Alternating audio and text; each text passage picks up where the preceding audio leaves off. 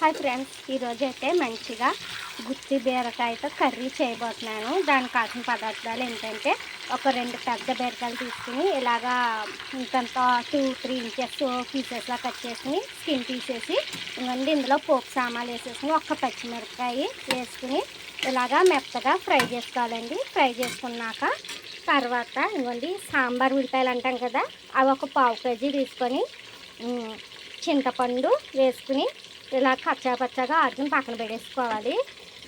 తర్వాత కారం, పసుపు, సాల్టు, గరం మసాలా, ధనియా పౌడర్ వేసుకుని సాల్టు ఇవన్నీ ఇందులో ఇవి బాగా ఫ్రై అయ్యాక ఆ మసాలా అంతా ఇందులో వేసుకుని ఫ్రై చేసుకోవాలండి. బాగా టేస్ట్ మాత్రం సూపర్ ఉంటుంది మన మసాలా గుత్తి బీరకాయ కర్రీ.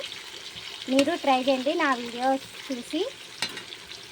ఇదిగోండి సాంబార్ ఉల్లిపాయ పేస్ట్ వేసుకున్నాము. ఇదైతే ఈ ఆయిల్లో బాగా వేగాలి. సో ఫ్రెండ్స్, చెప్పడం మర్చిపోయాను, నా ఛానల్ మన వెంకటదుర్గ యూట్యూబ్ ఛానల్ని సబ్స్క్రైబ్ చేయకుండానే చూస్తున్నారు చాలామంది.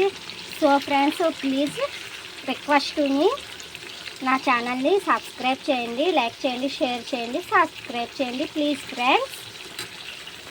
ఇంకోండి బీరకాయ ఉల్లిపాయ పేస్ట్లో వేగి బాగా మగ్గి ఇంకోండి ఇలాగ ఉడికింది. ఇలా ఉడకగానే మనం ఈ స్పైసెస్ అన్నీ యాడ్ చేసేసుకోవాలి.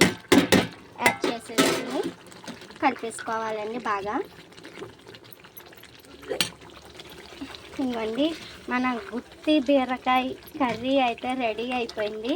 ఈ వీడియో మీకు నచ్చిందా అయితే లైక్, షేర్, సబ్స్క్రైబ్ చేయండి మన వెంకటదుర్గ యూట్యూబ్ ఛానల్కి. Please friends, keep smiling. Thanks for watching. Bye bye.